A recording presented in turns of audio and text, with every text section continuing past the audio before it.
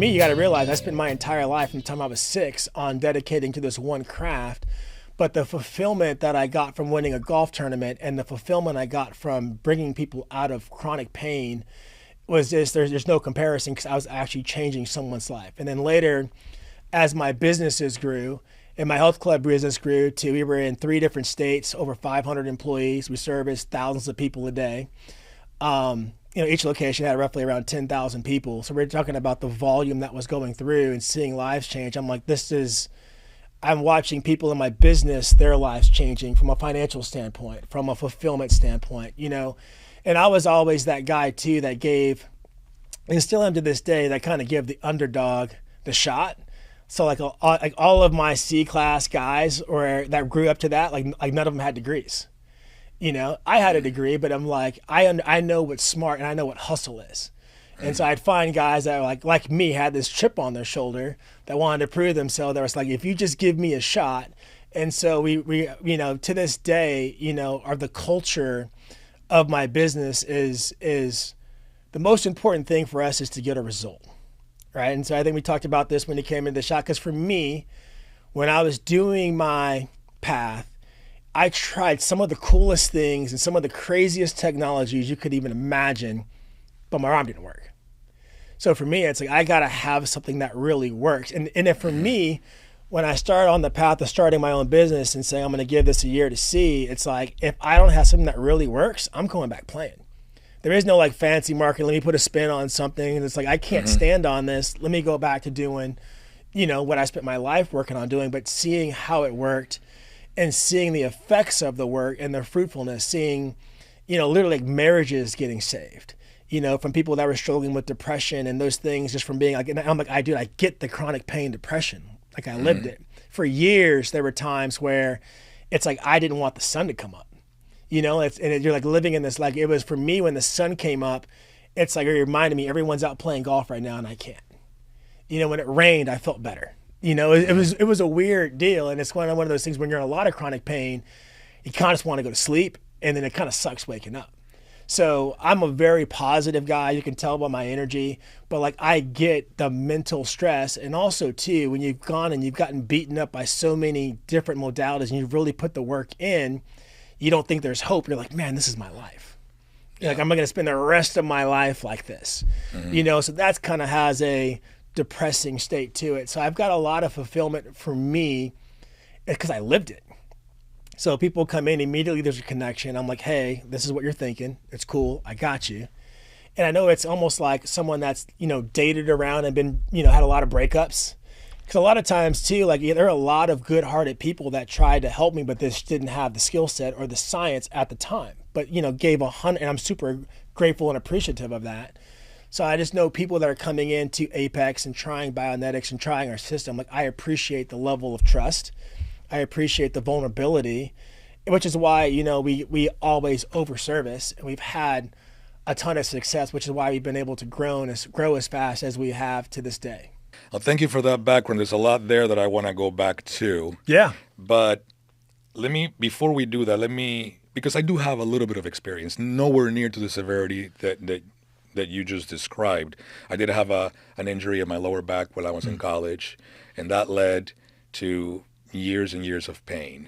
And for me, my journey was, I was never in enough pain that my mind took me to some of these dark places you talk about, but it did impact my life, when my kids were little, and the amount of things that I could do with them or not do with them. And I remember them being little and being like, no, daddy cannot do this. Let me pick that up for daddy, and it's just it's not a place you want to be, right? But at the time, this was, so 25 years ago, it was, well, you're going to have lower back surgery. And that's something I didn't want to do because there are risks involved. And I yet at that time to meet anyone that went through it and came out really well, right? So I started looking for other options. And in my path of looking at those other options, I found out that I wasn't moving properly, that motion matters, that it matters not only how I move, but how long I sit, how long I stand, how do I stand, how do I walk? Am I walking intentionally, or am I just going with the flow of whatever is happening with me that particular day? And then in researching that, I found that breathing is important. We need to breathe the right way, and we need to breathe through the belly instead of breathing through the chest, like babies do. Right. And I always give the example is that we're born knowing how to properly move. Right. As a toddlers, they walk around and they stand right. Mm-hmm. And when they bend at the knees. And when they sit with their feet out and their backs are straight. Right. And somehow, through the process of going to school and so forth and sitting a lot, we forget a lot of these things. And in my journey, I found out that two things were very, very important that I could work on to avoid having to have surgery. One was to be more conscious about the way I move. Mm-hmm. And two, I just out of pure luck met someone on a flight who was a world-renowned connective tissue fascia specialist. I didn't even know what fascia was at the time. My father is an MD, and I had no idea. And going through that process of understanding how to properly move, whether it's just regular motion or if I'm at the gym, what types of movements from a weightlifting point of view should I be doing and which ones I shouldn't be doing? I was petrified to find out that most of the stuff that I was learning, I shouldn't be doing. Right. But nobody was telling me that. Right. You go to the gyms and it's like, pick that up, do 15, do 12. And there was very little that I could do that wouldn't end up hurting me. So it was through the research of what should I do? What shouldn't I do? That I found a process that worked for me that allowed me to go back to running and allowed me to get back to playing, softball and baseball and things like that. And then eventually picking up on golf. Awesome. So in your journey, you obviously had a far more severe injury. But as you were going through that process of finding out what was going to work for you to give you a very particular outcome, what role did motion or quality of movement had or played in that process? It was everything, really. So our body's neuromuscular blueprint, like how our brain connects to muscle tissue, is as unique to us as our thumbprint. Like there's no two human beings that have made the same movements throughout their life. So we all have different imbalances.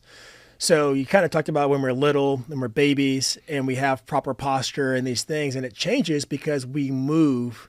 And as we move and as we get older and as we age, there's three things that cause a muscle to get disconnected from the brain or to get hindered connection from the brain: stress, trauma, overuse. And we all have these imbalances in different places in our body. And if you don't know where these imbalances are, it's difficult to know what's actually going to be right and what you should not be doing. And so what I searched for, traditional medicine, there's not an MRI or a CT scan that shows muscle dysfunction. So what I created in my assessment was a way to test muscles, basically an MRI for muscles, to be able to see through. We can see through that. You went through some of the stuff we did on the table. There's also some things you can do with loading and how you're pressing, and you can have the line of force come from different angles to see if there's a shimmer or how you deviate, to know how the brain has reacted not only to certain muscles, but certain sections of muscles. And so through movement, like what you're saying, how you move, that's really how you correct it, which is kind of ironic because how you get out of balance is through movement, from these things life, but also knowing what to do through movement is the way that you can correct it. And when you actually correct it by getting strong in the right places, not only do you get pain-free, not only do you get a more range of motion, not only does your performance and these things are increased from your joints being in proper alignment, but they actually stay in alignment. So it's different from taking, like a pain pill or getting a nerve block or these things where, hey, for temporary cortisone shot, you get these temporary reliefs that actually holds in place to where someone can actually stay pain-free for life. That's very interesting. So how does the Biomechanics, because it seems like, and there's papers that talk about the importance of nerve function in actual strength, through muscle or Right. muscle strength. That actually, it is through the nervous system that we actually get our strength. So in what you do, you keep talking about how we have to either improve the quality or restore that connection between the nerve and the muscle tissue. Right. Tell us a little bit more about why that is so important. And more important than that, I want to know, how is it that goes against some of the conventional wisdom that's out there? Sure. So there's two parts of a muscle. So how a muscle contracts is the brain sends a signal through the spinal cord to get what's called intrafusal muscle fiber. So there's two parts. You have a smaller part, intrafusal muscle fiber.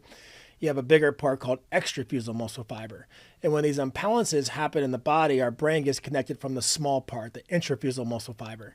So most people, they live around life and they only get the outer part of the tissue to be able to contract, but to be able to get range of motion, to actually have proper alignment and good performance, you have to have both parts to contract. And so in terms of movement, it starts with being able to know you can put your bones in certain angles and press in certain ways. And it starts with like a light isometric press, where it's not a strength thing. It's not like I'm trying to press hard. It's just pressing at a certain angle, and usually for about 6 seconds, you can force that brain to reconnect to the muscle tissue. And like you saw what I did with you at the table, I would test something on you and you couldn't hold me. I'd have you do one simple hold and all of a sudden you could grab and you could hold. That was me forcing your brain to talk to you, the intrafusal muscle fiber. And so what I see a lot of people make a mistake doing, that's incorrectly, is when they do work out, they only do explosive movements. So they kind of kick up and there's no control happening in this movement. And if I'm doing a motion like this, whatever's strong is going to kick that joint straight, and then gravity's dropping that joint back down. Versus how we work bionetically is we're working through smooth motion. So we're forcing the brain to be responsible for that limb throughout the entire motion, and then also controlling the negative down.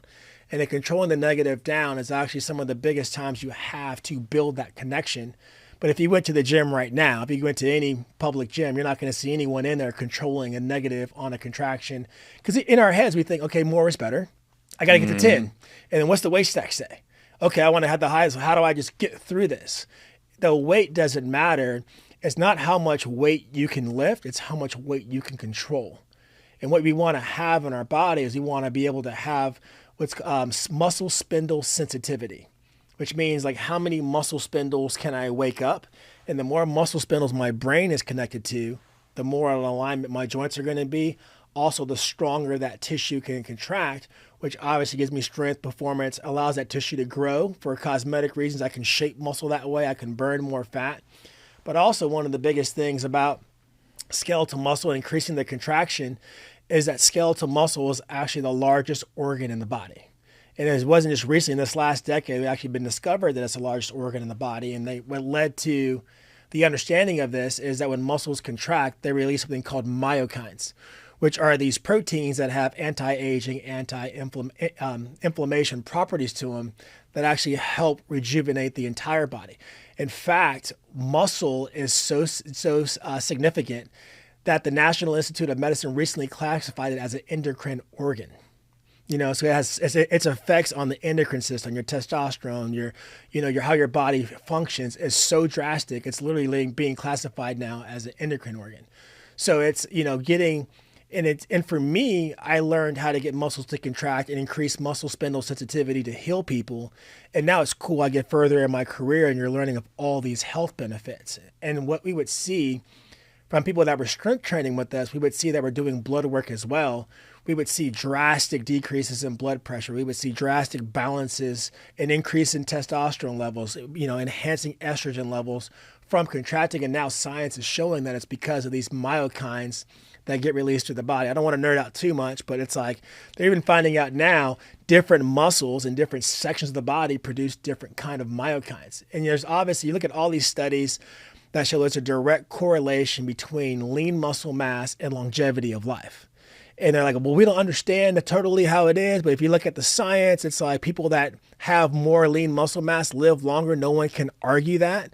And now we're able to understand why that is.